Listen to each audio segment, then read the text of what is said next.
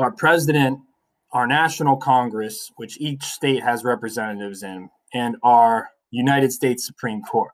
Now, our national government currently in the United States has power all over the states. So once our national government passes a policy or a law, all states must follow that policy.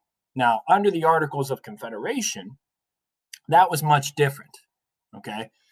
The state governments could choose whether or not to follow a policy passed by the national government every time the national government passed a policy or a law for all states to follow. So states were the powerful and independent pieces of the United States under this government plan. Right? They were much more powerful than the national government. Okay?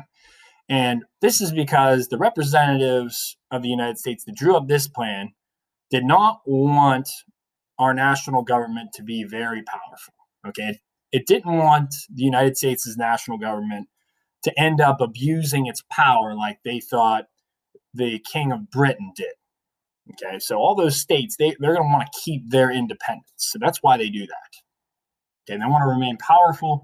They don't want to have to listen to the orders of a national government.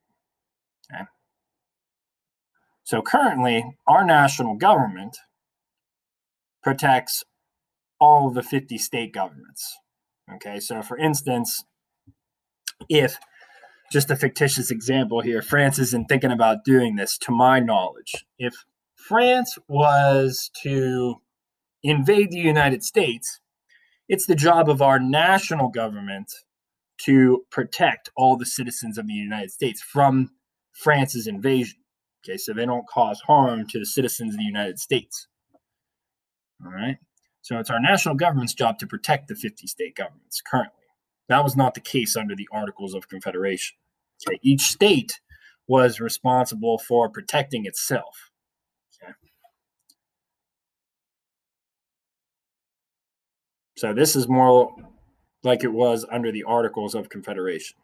Right? We see the national government, very small umbrella, doesn't quite have the power to shield off problems that the 13 state governments have, because the 13 state governments have all the power. Okay, they can choose whether or not to follow policies set forth by the national government under the Articles of Confederation. So, also very important to note, our national government under the Articles of Confederation only had one branch of government, the legislative branch. Okay, so we have a legislative branch today, and the legislative branch in our government today is responsible for creating the laws, and it consists of all our congressmen and women from the 50 states. Okay, the government under the Articles of Confederation had no executive branch, meaning they had no president to enforce the laws. Our national government also did not have a judicial branch, which is our U.S. Supreme Court system. All right, and the judicial branch of our United States Supreme Court's job is to interpret the laws. Okay, so there was no executive branch on the national level consisting of a president and his cabinet, and there was no judicial branch consisting of the U.S. Supreme Court. So there was no one really to enforce the laws once the laws were passed by the national government, which is our president's job and his cabinet's job. And there was no one to interpret the laws to make sure that they didn't take away the rights of U.S. citizens. And that is our Supreme Court's job, the judicial branch. Okay? So here's a nice little graphic to help us remember that.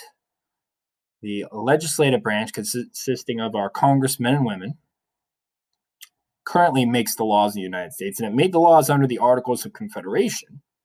Our executive branch is to enforce the laws, which means to make sure everybody follows the laws, and that is led by our president, but the Articles didn't have that, right? And then there was the judicial branch that we have today that evaluates the laws or interprets the laws and makes sure that laws that our executive branch and our legislative branch create don't take away the rights of American citizens. Okay, but the Articles didn't have that either. So there's nobody to carry out out the laws under the Articles. There was nobody to evaluate the laws under the Articles of Confederation. So the legislative branch is going to be called Congress, just like we call our legislative branch today.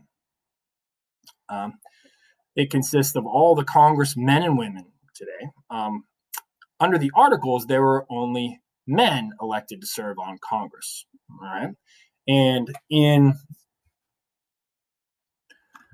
each state,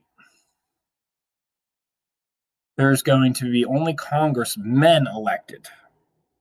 Okay, so there were no women serving on the legislative branch. Okay. Laws are made by Congress are going to be created for the whole country to follow.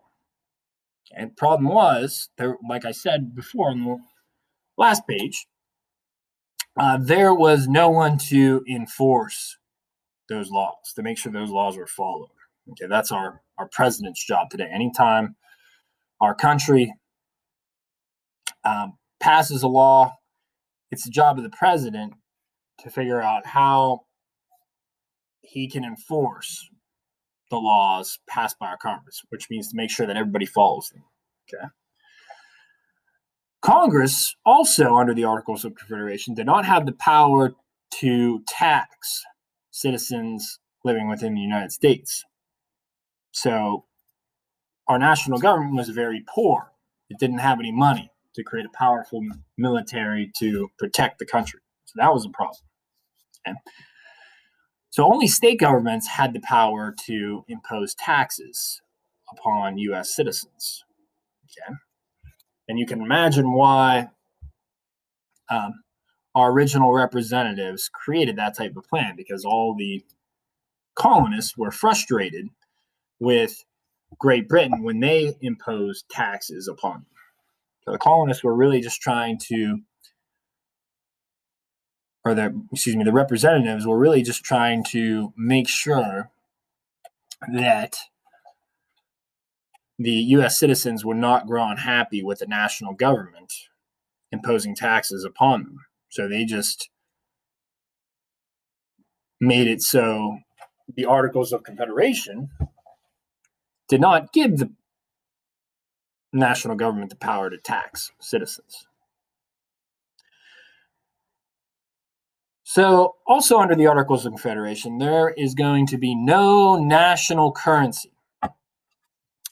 This is going to create a lot of problems between the states, because each state's going to have their own currency. So for instance, if I was a business owner in Pennsylvania and say I wanted to buy wood from a logger in New York, that logger in New York probably wouldn't accept my Pennsylvania currency, because he would only accept New York currency. So I'd have trouble buying goods for my business from other states, which caused there to be a decline in trade, not only amongst the different states, but also amongst other countries in Europe. So for instance, if France came over here and they just bought a bunch of goods from New York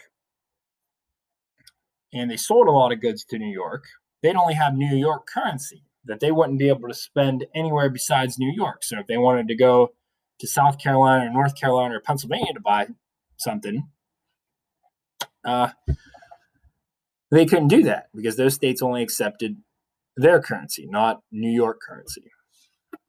All right. But each state could create their own money. So you see all the different currencies here, like the New York shilling and the North Carolina dollar. And you see they're even labeled different. Like New York called theirs 5 shillings and 4 pence, which is 2/3 of a dollar. And North Carolina is just going to label theirs dollars.